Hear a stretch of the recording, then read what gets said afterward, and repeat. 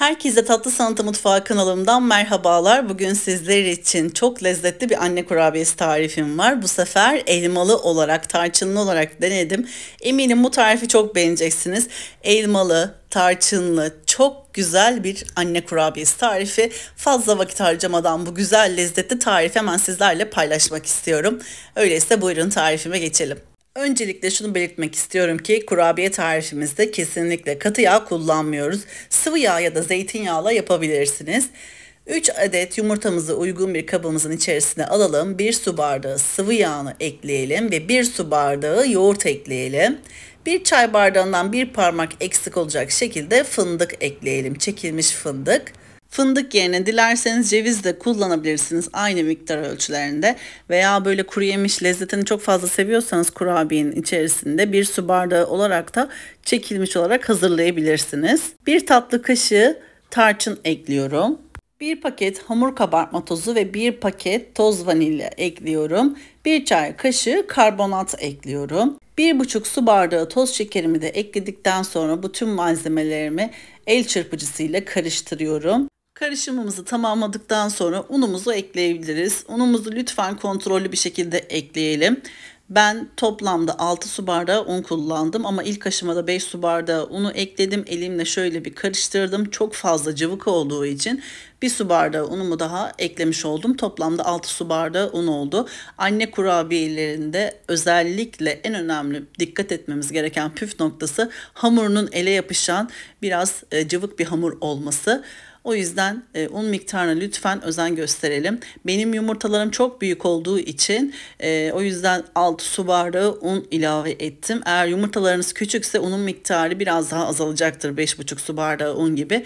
Kıvamına göre lütfen bakın çünkü elmaları da içerisine çiğ olarak ve küp küp doğrayarak ekleyeceğimiz için un miktarı bu aşamada çok önemli. Katı bir hamur olmuyor. Yakından da gördüğünüz gibi yumuşacık, hafiften ele yapışan bir hamur. Bu aşamada eğer zorlanırsanız benim yaptığım gibi sıvı yağına parmak uçlarınızı ve avucunuzu hafiften bulayarak hamuru ondan sonra alıp yuvarlayabilirsiniz. Çünkü ele yapışan bir kurabiye hamuru hazırlayacağız. Elmalarımızı da küp küp olarak doğradık. Ben tarifimde 2 adet orta boy elma kullandım. Kabuklarını soyduktan sonra küp küp yemeklik olarak doğrar gibi doğradım. Ve içerisine o şekilde ekliyoruz.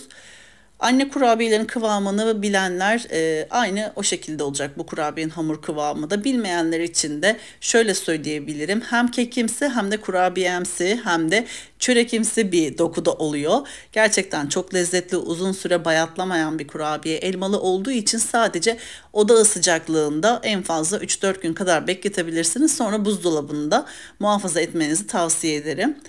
Ben bu malzeme ölçülerinden toplamda 24 adet anne kurabiyesi elde ettim. Farkındaysanız hamurdan oldukça büyük parçalar kopararak hazırlıyorum. Poğaça boyutunda, mandalinadan biraz büyük boyutta. Büyükçe sevdiğim için o yüzden hamuru parçalarını büyükçe alıyorum. Eğer daha küçük parçalar hazırlarsanız çok fazla sayıda elmalı kurabiyeler elde edebilirsiniz. Orijinalinde anne kurabiyesini biliyorsunuz ki böyle çörek boyutunda büyük boyutluca oluyor. Pastanelerde de o şekilde satılıyor. Ben orijinaline yakın bir şekilde yaptım. Ama tamamen yemekte her şey biliyorsunuz ki kendi fikirlerimizi de ekleyerek yapabileceğimiz bir alan. O yüzden daha küçük boyutlarda da hazırlayabilirsiniz. İlk tepsimi hazırladıktan sonra yağlı kağıt fırın tepsisine aralıklı bir şekilde dizdim. Çünkü oldukça yayılma söz konusu oluyor hamurumuz cıvık olduğu için.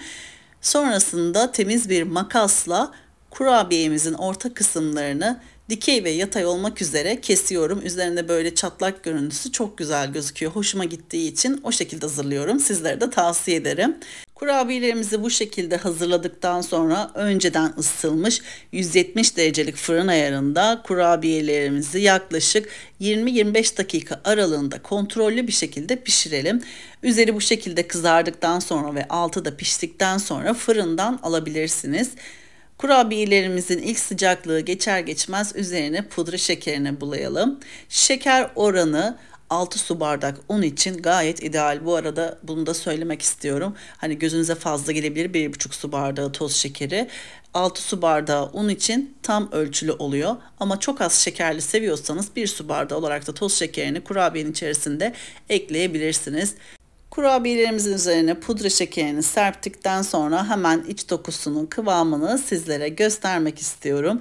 Ben bu kurabiyeyi dinlendikçe daha çok seviyorum. Yani ilk gün değil de birkaç gün geçtikten sonra çok daha güzel oluyor. Böyle yoğun, nemli, kekimsi dokuda kurabiye severler için tam favori olabilecek bir kurabiye diyebilirim. Hemen tepsiden sizlere yakından iç dokusunu gösteriyorum. Gördüğünüz gibi çayın, kahvenin yanında, sıcak içeceklerinizin yanında birebir uyum sağlayabilecek lezzette bir kurabiye oldu. Tarçınla elmanın uyumu zaten muhteşem.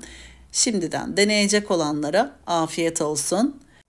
Sunum tabağımı da diziyorum. Sizler yakından kurabiyeyi izlerken ben de küçük bir hatırlatmada bulunmak istiyorum. YouTube kanalıma henüz abone olmadıysanız YouTube kanalıma abone olmayı, paylaştığım videolarıma beğeni bırakmayı lütfen unutmayınız.